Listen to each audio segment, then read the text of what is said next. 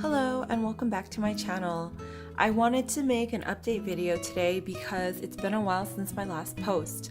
A lot has happened to me over the winter, the biggest news being that I have moved.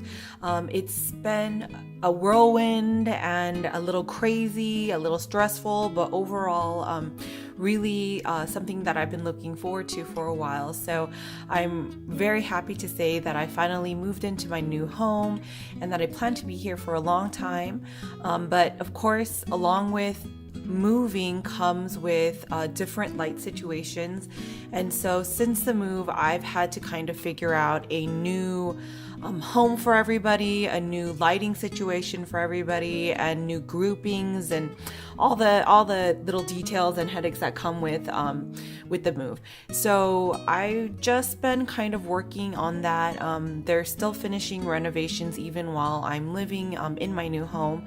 So it's gonna be a while until I can get everybody properly back in their place and do a grow room tour. I would really love to do another grow space tour with the new setup because it's really beautiful out here. I think the orchids will only benefit from this move because my new home has so many windows and so much light that I think they're going to be very, very happy. So I just have to figure out where the highest light and lowest light areas are so I can determine who's going to go where. And in the meantime, I wanted to post this video because I've had some developments that are very exciting. The big one, as you can see, is that my Oncidium Twinkle twins have finally bloomed. They actually bloomed while I was packing and getting everything ready for the big move to the new house. And so I was unfortunately unable to really take care of them and watch them the way I should have. And so I'm actually filming this now past their prime blooming, I guess, time, their portion of time. So as you can see, I still have plenty of flowers here. They're still very beautiful and fragrant, but it is a little bit past the peak. So unfortunately, I won't bother doing a bloom profile. I'm not ready or set up for one, so I'll go ahead and do that the next time I get a round of bloomings. But I just wanted to share this while I had it. It's really beautiful. And just some quick notes that I wanted to make, just because I do have these two separate twinkles. I have the Twinkle Oncidium white shower variety, which is the white one, and the Oncidium Twinkle sunlight variety, which is this yellow one. And I have found that actually their fragrances are slightly different. It was very surprising to me. I thought they would just be a similar or the same fragrance, but once I had them in full bloom and I really got to compare the two fragrances, I found that they're actually slightly different. The Oncidium Sunshine, my sunshine, the Twinkle Sunlight, is very sweet in fragrance. It has a very vanilla sweet fragrance that's just pure sugar and just, you know, like teeth achingly delicious. I love the smell of it. It smells delicious, like sugar cookies to me. However, the white one, the white shower sprinkles has that same sweet scent, but it has a slightly almost dusty quality to the fragrance. It kind of reminds me of like dusty books or like a dusty basement kind of smell, you know, on top of the sweet smell. So it's not unpleasant, but it is distinctly different, which I found to be fascinating. So that was a fun little comparison. I'm curious if this will happen the next time they're in full bloom, but as you can see, they're really beautiful. I love the just arching sprays of the actual flowers. They're really very beautiful and has been a nice little kind of pick me up during this move because everything's been a little chaotic. So it's been really nice to have a little bit of a kind of like a bright spot of my my moving adventure here. And while I have the camera out and I'm making this update, I wanted to also update on a few flower spikes that have been forming since the move as well. I was worried that the cold during transport and everything, I didn't have any heating for the first week during my move, so I was worried that there would be a little bit of cold damage. It got as low as about maybe like in the high 30s here in Southern California. Our winter this year, despite what some other people might think, is actually quite cold here for Southern California. Okay, I just want to put that in quotations. It's quite cold here for Southern California. Not cold for the East Coast, unfortunately. They're suffering some very low temperatures this year, so my heart goes out to everybody on the East Coast. But here we've had a little bit of a cold snap too, and my orchids have not been appreciating it. Here, let me give you the first example. Here we have a very familiar face. This is Blue Jay, my neo-stylist Lucenary Bluebirds, who was featured in my What's in Bloom video back in October. Now that spike, the one featured in that video, has since dried off and was clipped off, but since then he decided to put out another flower spike that I decided to leave developing. I think it was like shortly, maybe like a couple weeks before I started the move. So the spike I left alone. I let it develop just to see where it would go. I was very pleasantly surprised to see that, you know, he decided to spike again. And so during the move, it was just another little bright spot. But unfortunately, when I did move all the orchids to the new house, the week of cold temperatures affected this growing tip of the flower spike, and so I got bud blast there. As you can see, those buds did not develop. The ones that had been developing are nicely bloomed, as you can see. There are just a few of them, and this one in the back is just drying off. These are just a little bit past their peak now. So I was very pleasantly surprised, like I said, to see that Blue Jay decided to bloom for me again so soon. And it looks like, other than that little bit of bud blast, this particular orchid is doing all right. It's doing pretty well. I haven't seen any root dieback. And this is not my only Neo-Phoenicia hybrid that is doing well. The other surprise rebloomer is this one right over here. This is my Renanisha Sunrise that was featured as a purchase from my Santa Barbara Orchid Estate Orchid Haul. And so as you can see, she is spiking for me for the first time, respiking for me. This particular plant was in bloom and was featured in that video when I purchased her, and that spike has since dried off.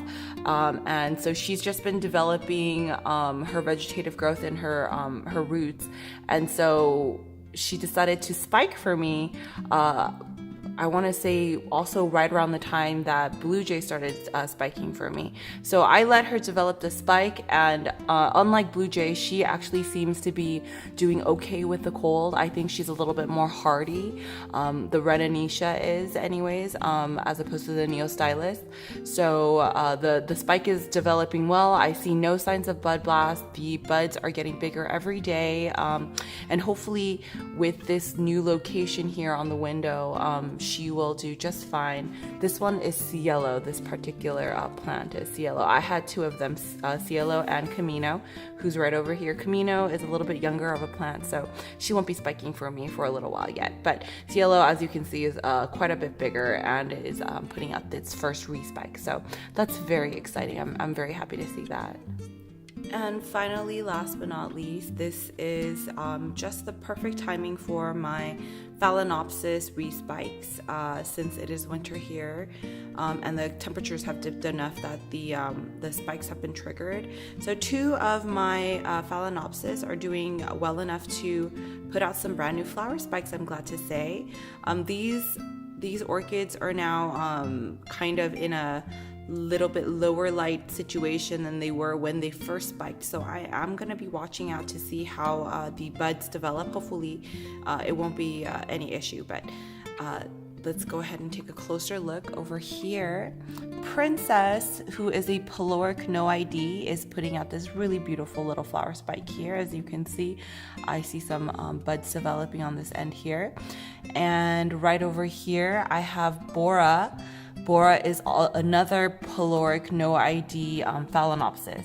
And so these ones are just regular Phalaenopsis, the garden store variety, winter blooming. So hopefully these spikes will keep developing and it won't dip too cool in this room, and they'll do all right. I'm excited to see how those do.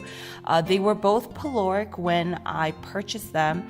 Princess had the Peloria where the petals of the flower actually mimic the lip, which created a very interesting shape and pattern.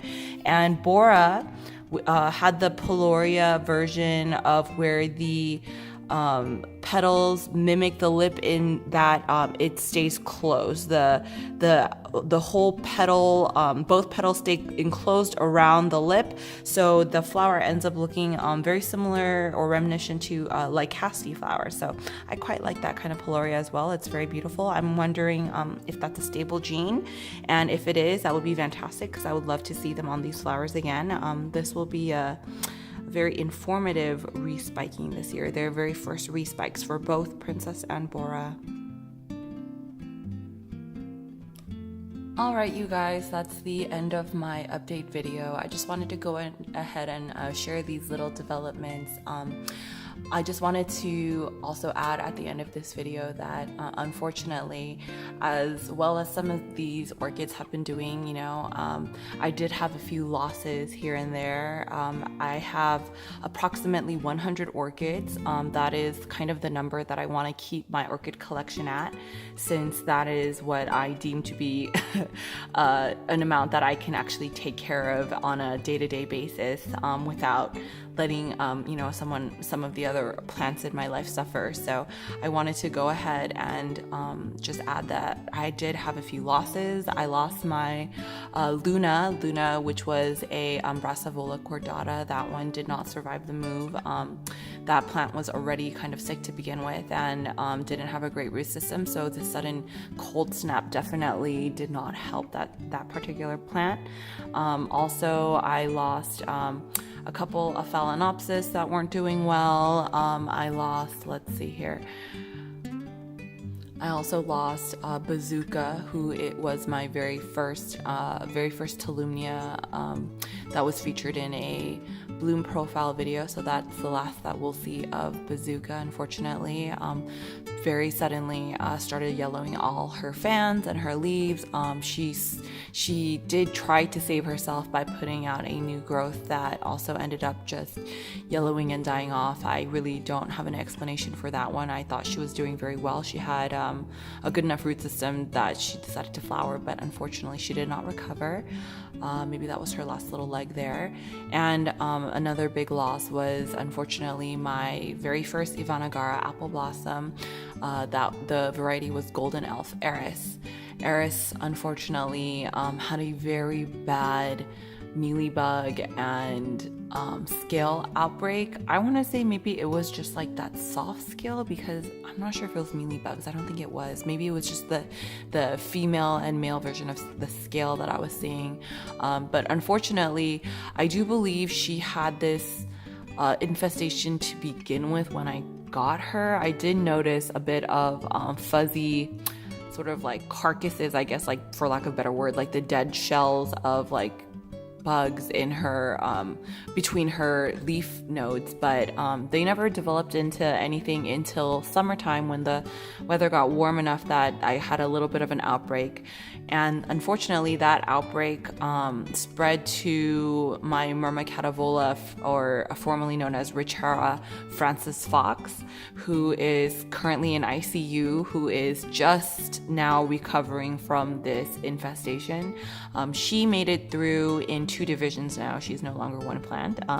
But Eris, my Ivana Apple Blossom Golden Elf, did not. And so despite several repeated pesticides, I tried the natural method, I tried heavy duty pesticides, I've tried Bayer, I tried everything that I could, and unfortunately that aggressive treatment along with the cold snap here in Southern California really set this orchid back, and she did not look like she was going to make it. She was losing leaf after leaf, and her new growths had basically died back, and unfortunately I did not want to keep a plant that had such a terrible pest infestation, one that I really wasn't sure that I could completely eradicate and have her spread it to my other plants like she already did with my Myrmecativola. So that's something that I, as a plant collection owner, have to make the hard choices there. So I sacrificed her, and unfortunately I'm very sad about that. I really did love that plant, and I really love my Myrmecativola, so I will be very upset if I lose both of these plants. Hopefully my Myrmecativola will be fine. Sunspot will hopefully recover in the 2 pieces that she is, and she won't have any more outbreaks of this very, very stubborn scale. And if I have the 2 divisions, I'm fine with that. I'm happy to maybe put them back together when I repot her. Right now she is in two pots with sphagnum moss and recovering, so let's see about that. But anyways, I just wanted to share the highs and lows there of the winter with you guys. As you can see, I've had some really great developments with the flower spikes, and the rest of my collection looks like it's doing very well now that everyone's kind of starting to find their place. But unfortunately, not everything is rainbows and sunshine. I did have a little bit of loss here.